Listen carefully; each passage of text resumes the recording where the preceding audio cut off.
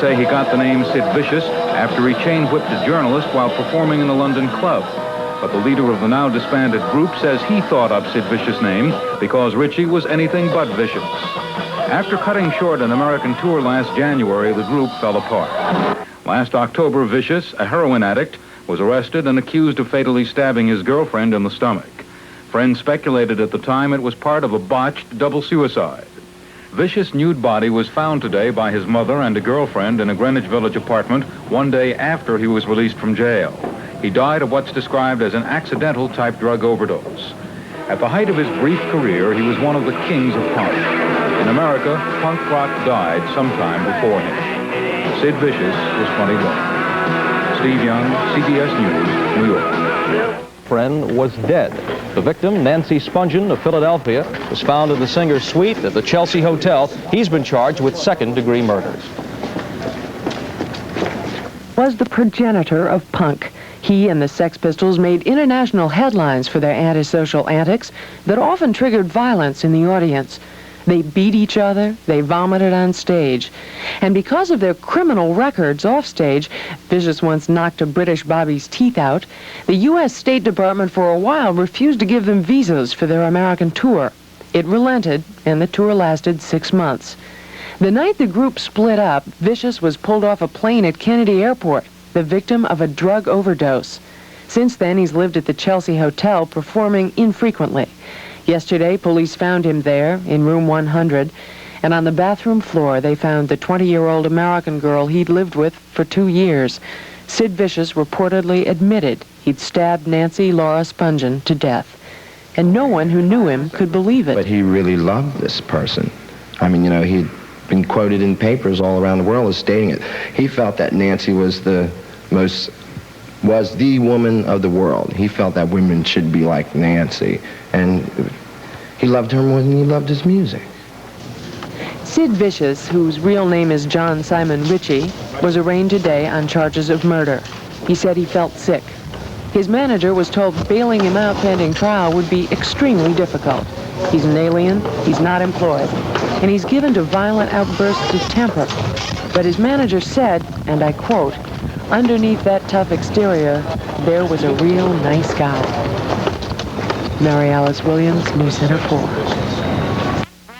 Who calls himself Sid Vicious is in a detention cell at the Manhattan Criminal Court building waiting for friends to post $50,000 bail. Vicious is charged with murdering his girlfriend yesterday, and today a Manhattan grand jury began hearing evidence in the case. More from Jeff Kamen. Jeff?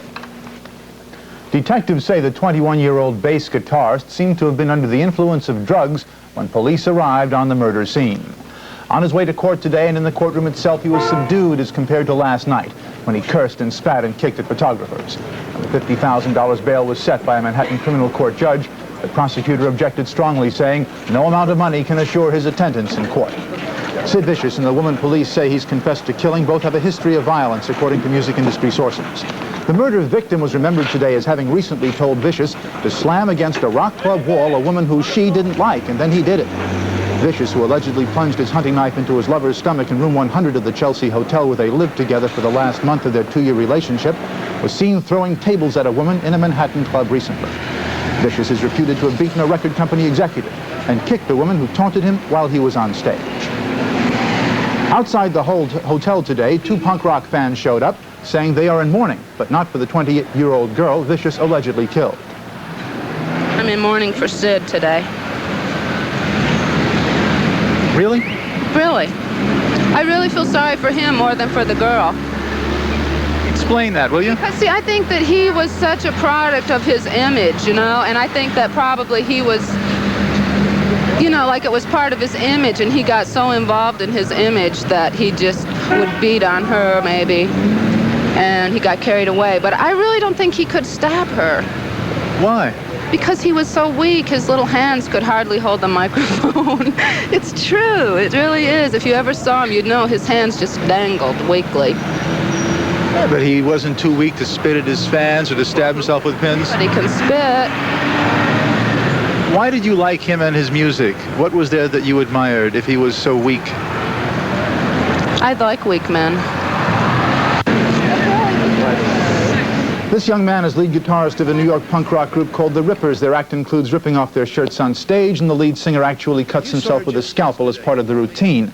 The musician locked out a newspaper account of the murder and then spoke about it. I saw her walking right up the street yesterday. If I didn't know better, I'd say it was a publicity stunt, you know? It's totally a mental case. I asked Chelsea Hotel manager Stanley Bard to describe Sid Vicious and his common-law wife and the way they behaved in the hotel. He was anything but vicious. In fact, I never knew him by that name. He was very quiet. He was a loner. They were sensitive people, and they seemed to get along very well. In fact, they were always holding one another in my office. You sort of sensed that there was a great affection between them. On your left, Sid Vicious and the Sex Pistols band as they appeared in Atlanta last year. The British group crumbled under external and internal pressures while on tour in the U.S., and it fell apart.